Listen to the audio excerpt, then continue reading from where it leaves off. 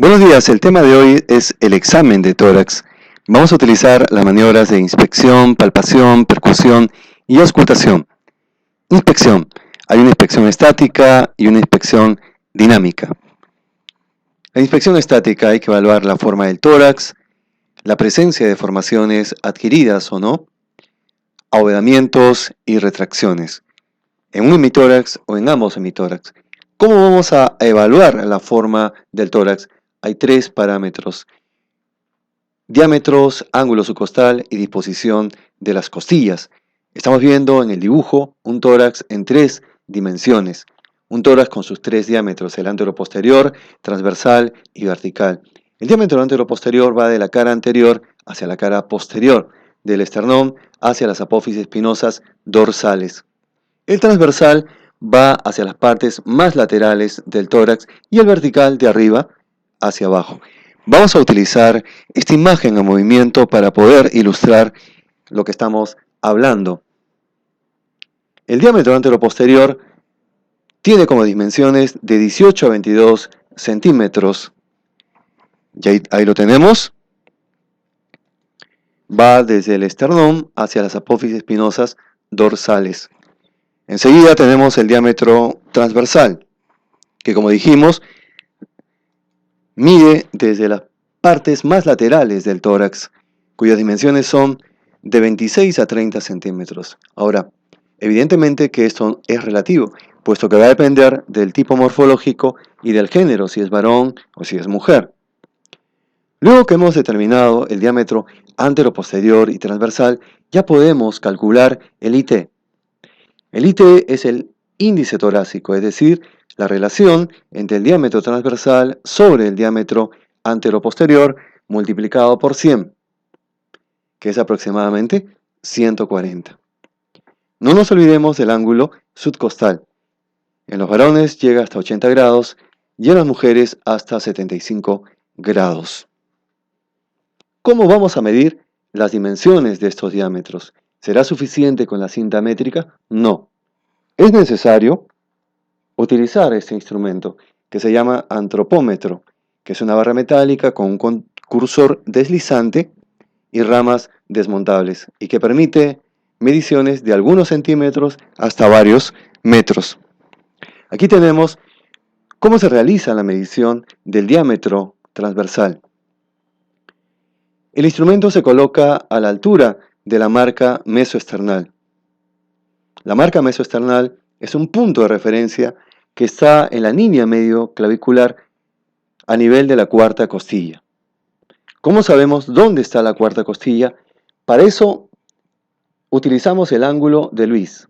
Es la prominencia del esternón que une el manubrio con el cuerpo y está indicando dónde está la segunda costilla. Luego se inclina a 30 grados el instrumento para realizar la medición. Enseguida vemos cómo se realiza la medición del diámetro anteroposterior en dos tiempos. En la foto superior vemos que las ramas, una está ubicada en el hombro y la otra en la marca mesoesternal. Mientras que en la segunda foto, una rama está en el hombro y la segunda a nivel de la columna vertebral de las apófisis dorsales. El tipo de tórax va a depender del tipo morfológico de la persona.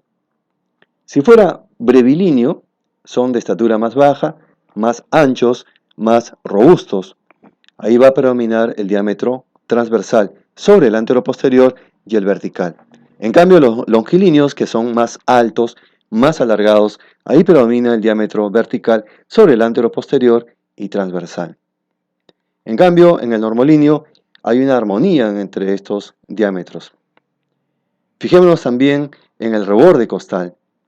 Es más agudo en el longilíneo y más obtuso en el brevilíneo.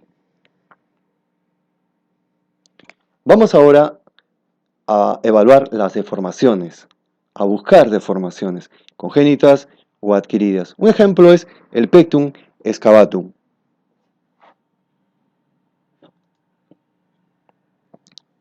Estamos viendo ahí la posición normal del esternón, pero cuando se deprime demasiado, ya se conoce como pectum excavatum.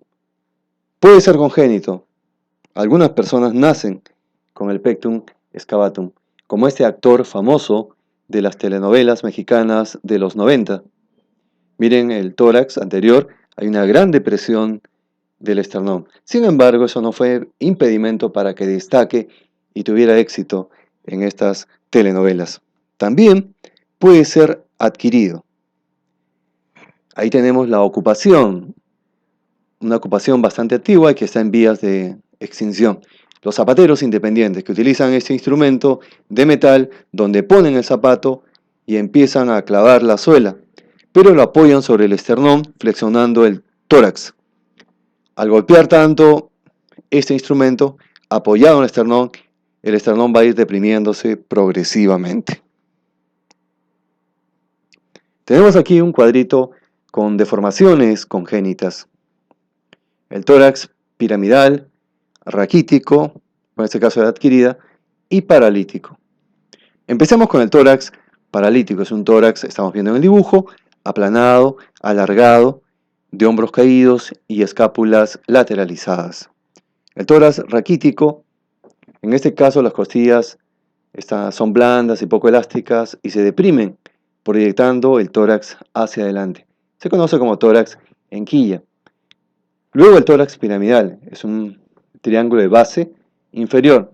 En este caso hay una prominencia anteroinferior de la caja torácica a la altura del apéndice sigmoides. Luego tenemos el tórax piriforme. Estamos viendo la foto de esta niña. Parece una pera invertida. El tórax superiormente está ensanchado y hacia abajo está adelgazado. Finalmente el tórax sifoescoliótico. El niño puede nacer con este defecto. Es el niño acondroplásico que va a desarrollar una estatura pequeña, o también puede ser adquirido. En el caso de los pacientes que tienen osteoporosis marcada y sufren aplastamiento vertebral, o puede tener una causa infecciosa, la tuberculosis vertebral, que destruye la vértebra y produce una acentuación de la cifosis dorsal. Vamos ahora a buscar abovedamientos o abombamientos de un hemitórax o de ambos. Cuando vemos un abovedamiento de un solo hemitórax, hay que pensar que algo está pasando en el espacio pleural. Hay excesiva cantidad de líquido, un gran derrame. ¿Qué causa de derrame grande conocemos? Causa infecciosa, tuberculosis pleural. Causa no infecciosa, insuficiencia cardíaca, cáncer pleural, que generalmente es metastásico. También puede ser un tumor grande, tumor gigante pulmonar, que generalmente son benignos, o un pulmón compensador. Es un pulmón que trabaja por dos debido a que el otro pulmón contralateral está muy afectado. Puede ser también un abovedamiento bilateral.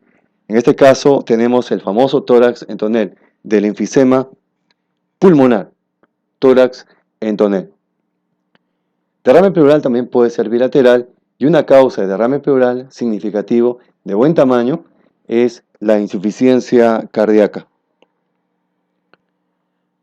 Por último, respecto a la inspección estática, son las retracciones. Vamos a buscar retracción de un hemitórax o de ambos hemitórax, realmente un hemitórax. La primera causa la tenemos en la radiografía superior, es atelectasia, que está jalando el mediastino hacia el mismo lado. En segundo lugar, es la falta de un lóbulo o del pulmón, porque nació de esa manera, o es una agenesia, o porque sufrió una neumonectomía. Ahora sí, pasemos a inspección dinámica. Hay que evaluar varios parámetros: frecuencia respiratoria, amplitud, ritmo, tipo de respiración y tirajes. La frecuencia respiratoria, ustedes saben que el rango normal es de 12 a 20 respiraciones por minuto. Si está aumentado es taquipnia y si está disminuido es bradipnia. Ambos son problemas. La frecuencia respiratoria hay que evaluarla junto con la amplitud, el grado de expansión del tórax. Si ambos están aumentados, se conoce como polipnia. Si solamente está aumentada la amplitud, conocemos como batipnia. Cuando está aumentada la frecuencia respiratoria, pero está disminuida la amplitud, se conoce como respiración superficial. Luego tenemos el ritmo. El ritmo respiratorio, que es la relación entre inspiración y expiración. La relación es 1-2. Hay mayor duración de la expiración normalmente. Esto tiende a igualarse cuando el paciente está en insuficiencia respiratoria. Y la expiración se prolonga mucho más cuando es un síndrome bronquial. En el caso de asma, en el caso de EPOC. El tipo de respiración. El tipo de respiración puede ser claramente costal superior en las damas y costo abdominal en el caso de los varones. Algo más que tenía que agregar sobre el ritmo respiratorio. Hay tipos de respiraciones que tienen ritmo anormal. Una clásica que lo vemos casi todos los días en la práctica clínica, en hospitalización, es la respiración acidótica o de Kussmaul. En este caso, el paciente presenta una inspiración profunda, una expiración rápida y apnea. Inspiración profunda, expiración rápida y apnea. Es la respiración de Kussmaul o respiración acidótica. Luego tenemos la respiración de Cheyne-Stokes. En este caso, hay un aumento de la amplitud progresiva de la respiración, seguida de una disminución progresiva de la amplitud respiratoria. Es la respiración de Cheyne-Stokes que está indicando depresión del centro respiratorio. Por último, vamos a hacer tirajes. Tiraje lo vamos a encontrar en insuficiencia respiratoria. ¿Cómo sabemos que estamos frente a una insuficiencia respiratoria? Porque la respiración está muy aumentada, la frecuencia respiratoria. Hay 30 respiraciones o más. Cuando hay una organicidad en el pulmón y la frecuencia respiratoria está en 30 o más, ya se ha correlacionado que eso está indicando que la saturación de oxígeno está por debajo del 90% y que la presión arterial de oxígeno está por debajo de 60 milímetros de mercurio. En este caso tenemos que buscar politiraje. Tiraje por encima del esternón, supraesternal, por encima de las clavículas, supraclavicular, entre los espacios intercostales, tiraje intercostal y por debajo del reborde costal, tiraje subcostal. No se olviden, ¿cómo es el síndrome de insuficiencia respiratoria? Encontramos 30 respiraciones o más, politiraje con o sin cianosis. Vamos ahora a palpación. Hay dos objetivos. Evaluar la amplexación, es el grado de expansión del tórax, y también evaluar las vibraciones vocales o lo que se conoce como frémito vocal. Vamos a ver el video para poder seguir explicándoles la técnica. Se va a empezar acá a examinar en el tórax anterior. Se puede dividir en 3/3 o 2 mitades. Las vibraciones vocales podemos sentirlas con la mano, la palma de la mano o con el borde, como está haciendo la chica que está examinando al paciente. Y se va comparando de un lado a otro.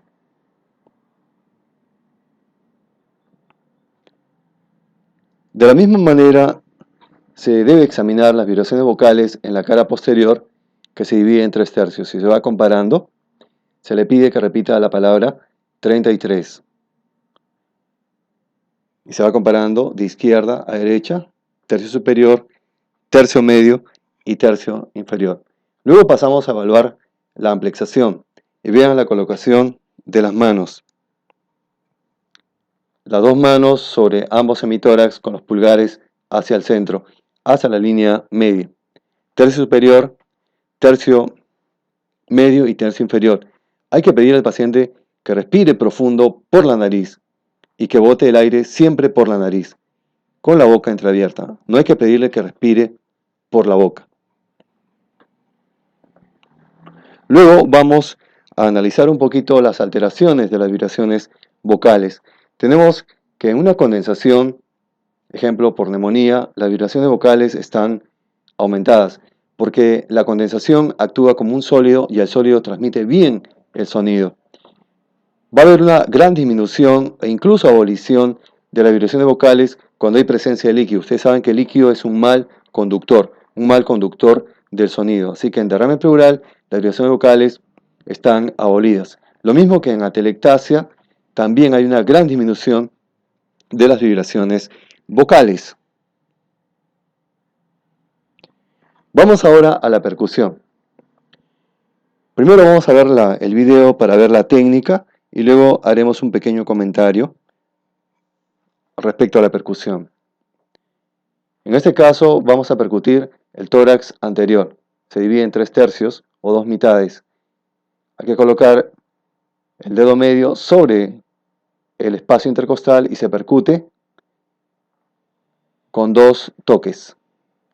No se debe percutir varios toques porque eso parece que estuviéramos tocando la puerta. Solamente 2 toques y se va comparando de un lado a otro. También la cara lateral en 2 mitades y comparativamente mitad superior y mitad inferior, y del mismo modo la cara posterior, tercio superior, tercio medio y tercio inferior. El sonido normal del tórax es sonoro. El sonido sonoro es resonante y grave, a diferencia del abdomen, que es resonante y agudo, que se conoce como timpánico. Pero hay excepciones en el tórax. Si percutimos en el hipocondrio derecho, va a ser un sonido mate por la presencia del hígado. ¿Cómo es el sonido mate? Es un sonido agudo y seco.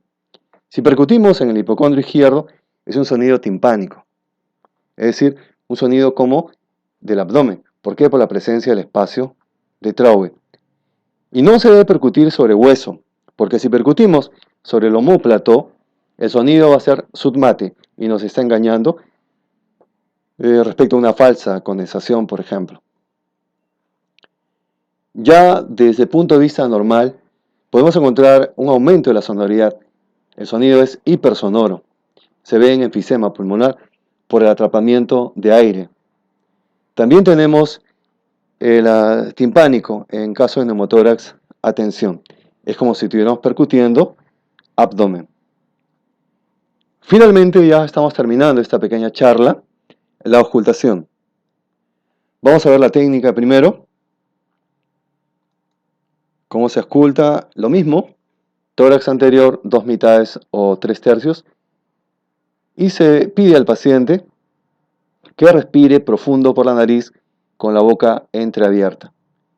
Acá está en la cara posterior, tercio superior, tercio medio comparativamente y tercio inferior. También no se olviden de auscultar la cara lateral.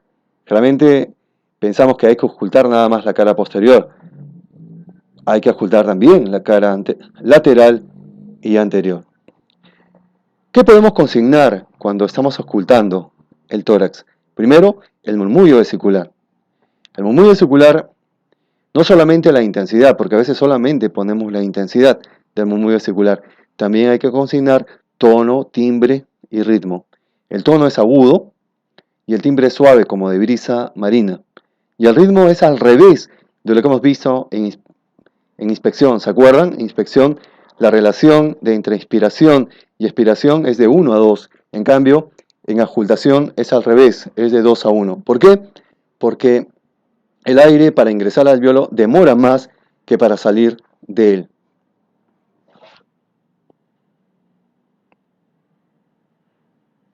También, enseguida hay que buscar estertores. Los estertores que se dividen en estertores estertores húmedos y estertores secos. Estertores húmedos, crepitantes y subcrepitantes. Estertores secos, mal llamados secos, roncantes y sibilantes. Los crepitantes, ahorita lo vamos a escuchar, son sonidos como si estuviéramos frotando el cabello cerca al oído, al final de la inspiración.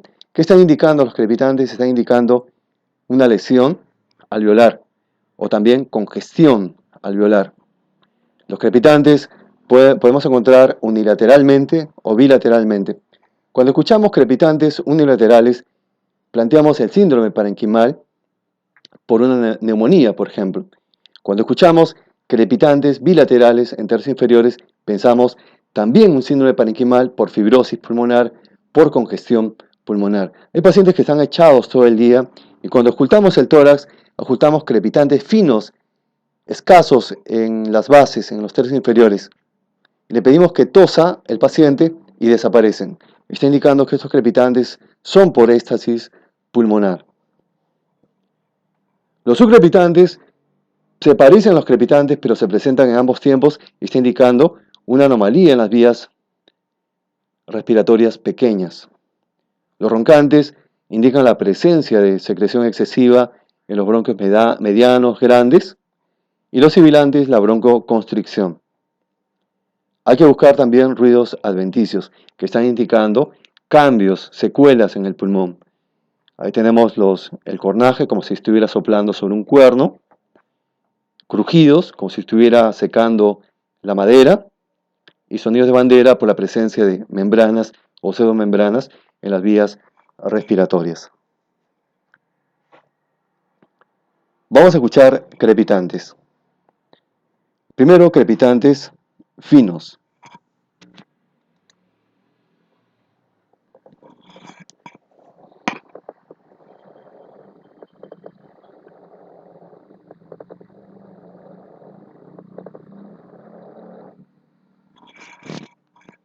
Ese fue el sonido de los crepitantes finos.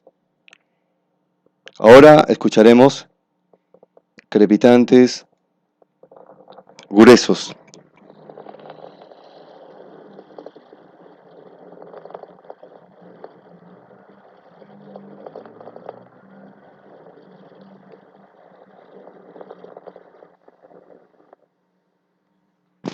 Esos fueron los crepitantes gruesos, por ejemplo, en fibrosis pulmonar. También los roncantes, vamos a escuchar movimiento de secreciones en asma, en bronquitis, en EPOC. Luego pasamos a los soplos. El soplo tubárico, que yo le denomino como el padre de todos los soplos. Soplo tubárico, la onomatopeya es soplo en A o en AEO. El soplo pleural, que es un soplo tubárico modificado, es un soplo expiratorio en E. El soplo cavitario, que también es un soplo tubárico modificado por la resonancia de una caverna, es un soplo en O. Y el soplo anfórico es como si estuviéramos soplando por la boca de una botella o por la rendija de un ánfora. Se conoce como soplo anfórico y lo podemos escuchar en neumotórax a tensión. Luego explicaremos un poquito de los soplos. Después tenemos los frotes. Vamos a escuchar el frote pleural.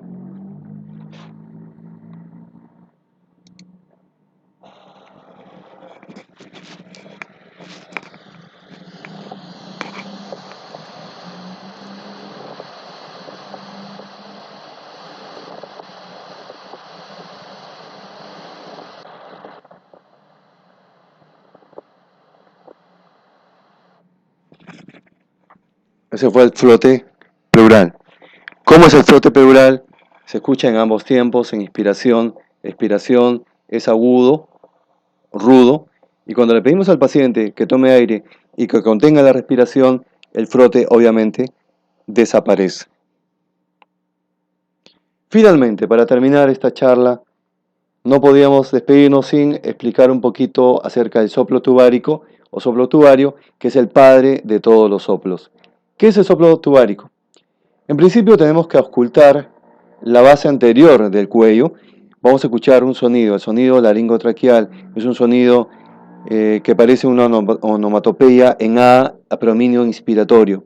Este sonido laringotraqueal normalmente no debe ser auscultado en el tórax. Cuando se ausculta ese sonido laringotraqueal es el soplo tubario, el soplo en A, en AEO. ¿Y cuándo se puede auscultar? Cuando hay la presencia de una condensación. Una condensación, como sabemos, actúa como un sólido y transmite bien el sonido. Si revisamos las series de neumonía adquirida en la comunidad en todas partes del mundo, veremos que de 100 pacientes, solamente 30 apenas van a tener soplo tubario. ¿Qué quiere decir eso? Que no toda condensación va a producir soplo tubario.